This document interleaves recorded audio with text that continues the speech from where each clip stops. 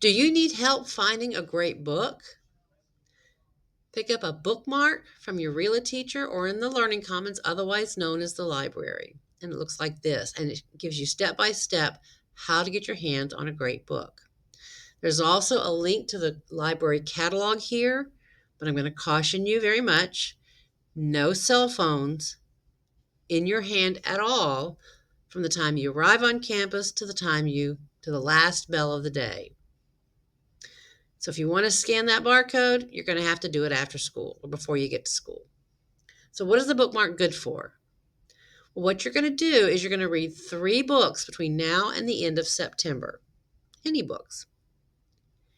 When you finish reading a book, come tell me about it in the Learning Commons, and I will give you a Panther stamp on the back of your bookmark. When you get 3 stamps, you can spin our wheel for a prize. And if you lose your bookmark, you got to start all over. So come see me in the library and let's check out some great books. Do you love books? Do you love taking selfies? Combine them both in our Shelfie Challenge. And here's how. You pick a book, preferably a new one or a favorite read from the library.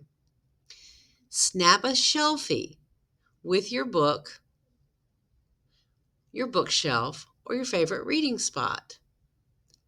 Add a caption. Tell us the title of the book and why you recommended it in 1 or 2 sentences. Then submit your photo to the library via email or on our Schoology group page. Then win a prize and get featured on our library wall of readers and website. Do you like to create things digitally? You can create a Google slide or a Canva presentation with a menu of books that you'd like to read. In your presentation, please include the cover images, the genre flavor profiles. What kind of book is it? And then some short blurbs or excerpts. And there's a link here. This is case sensitive, so you got to type it exactly. But this is a link to our Destiny catalog where you can go to search for books. Every Friday, I'm going to share with your advisory teacher, otherwise known as your DEN teacher, a link to a video on a First Chapter Friday. And these are the first 3 books that I've chosen for my First Chapter Friday. But I would love to get some input or suggestions from you. And how do you do that? Well, you go to our Schoology groups. You go to Schoology, and then you click Groups, and you find the one for the Learning Commons. And yes, you should be in it. Then you can post a message to me suggesting our next First Chapter Friday. J versus K by Kwame Alexander and Jerry Craft. Here is your First Chapter Friday preview. Jay, if you were a car, I would race you, leave you in the dust and erase you. If you were a fly, I would gnat you, swat you out the air, and then splat you. But since you're my foe, I'll fake friend you, write you as a poem, and then end you. Oh my goodness. Kwame Alexander, autograph this one. Jerry Craft, to my friend Kwame, may you finally know what it's like to have your name on a book that kids actually enjoy reading. It's my pleasure to continue to be your hero. Jerry Craft. To Jerry, who begged me to do this book, then added, and can you dedicate it to me? Kwame Alexander. Chapter 1. J. I love to draw, and it showed. He was by far the best artist in the entire 5th grade, all 3 classes. He was probably better than most of the sixth graders, too. In fact, all the kids at Dean Ashley Public School were always amazed at what Jay could do. His teachers were so impressed they regularly referred to him as Jay Enyus, which was even cooler because it wasn't too far off from his real name, Jay Ennis. His superheroes were heroic. His dogs were the doggiest. His still lifes were the liveliest. Jay could even draw hands, and no one can draw hands. With just a few simple lines, Jay could draw a face, and you knew exactly how that face was feeling. Happy, sad, confused. Then, in a matter of seconds, he could make a happy face look mischievous just by changing the eyebrows. The eyebrows. Jay could draw a ball and shade it so well, you'd think it would just roll off the page. He could even do drawings in perspective. Author's note, that's a big word that means what things look like when they go back in the distance. Jerry Craft.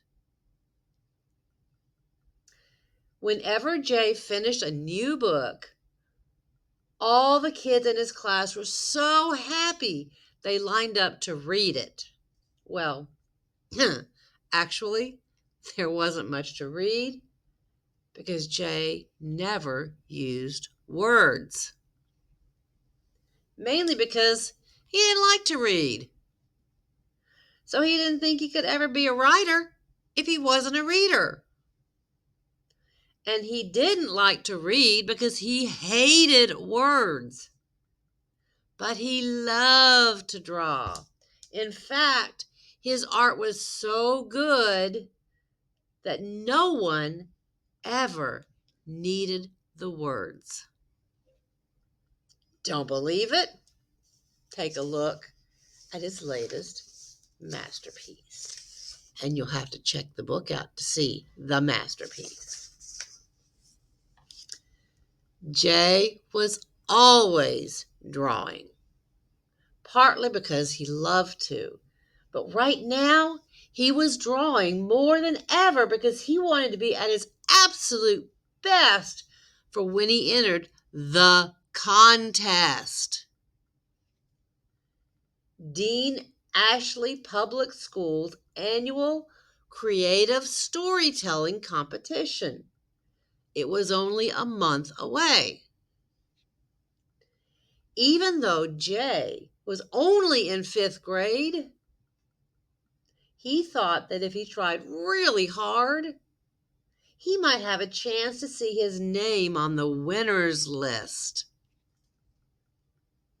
He didn't think he could win 1st or 2nd place, because those were always won by 8th graders. But if he could be in the top 5, he'd be happy. That's because nobody below the 7th grade ever made it in the top 5. Ever. Everyone in his class believed that if any 5th grader could do it, it would be Jay. He thought so too. But then, one day, everything changed. Because that one day, someone else signed up for the contest. And that someone else was a whiz kid from another 5th grade class. A kid who everyone just called Kay. This was Kay's first year at Dean Ashley Public School, otherwise known as DAPS. On the other hand, Jay had been at DAP since kindergarten. But because they were in different classes, Jay hadn't really got to know Kay at all. But what Jay did know was that whenever he looked at Kay, he couldn't help but notice that he carried a notebook around with him, almost like Jay's sketchbook. And he even had the nerve to use a single letter for his name, K. That's my thing, he thought. Suddenly, Jay's forehead turned cold and moist. That was always a sign that things weren't quite right. Uh-oh. What if this kid is an artist like me? Jay wondered. But then he had an even worse thought. What if Kay is even better than me? Now that would be horrible. A few days later, Jay's homeroom teacher, Ms. Taylor, took the class to a special assembly for the entire 5th grade so everyone could learn about the contest. Once everyone was seated, Principal Hamilton began to explain the rules. Your story should have at least one character, human, alien, or animal. And it must have a beginning, a middle, and an end. Author's note: can you imagine a story without a middle? That'd be like eating a bread sandwich. Oh my. Kwame Alexander. You can enter by yourself or as a team of 2. You can write, you can draw, you can say it out loud. You can even do a puppet show. And then she asked everyone who had signed up for the contest to stand up, introduce themselves, and answer questions. One by one, each of the 14 5th graders stood up, except for Kate and Catherine, one of 2 sets of twins in the grade. I know what you're thinking. Aren't Kate and Catherine the same name? To most people, yeah, but obviously not to their mom, who insisted on those names. They stood up together because they were going to be a team. So did BFFs Dee and Bernice. But everyone else who was entering was going to work alone. First, they said their names. Then they told a little about themselves, if they had brothers or sisters, pets, a nickname. Blah, blah, blah. None of that stuff mattered to Jay. There was only one thing he was interested in. When it finally became Kay's turn to talk, Jay didn't hear a single word. Not when Kay mentioned his cat, Baldwin. Not when he talked about his little sister, Taki, and her 2 pet frogs. Not even when he mentioned that in the last few years he had to move 3 times. 3! First from Houston to San Diego, and then to England. Now here, Jay would have found that interesting because he always wanted to travel. Unfortunately, all he was focused on was the question that he needed to ask Kay. Are you an artist? Jay finally blurted out without even raising his hand. No, said Kay. Jay felt relieved. I am a writer, added Kay with a smirk, sounding like he was mocking Jay, which of course he was.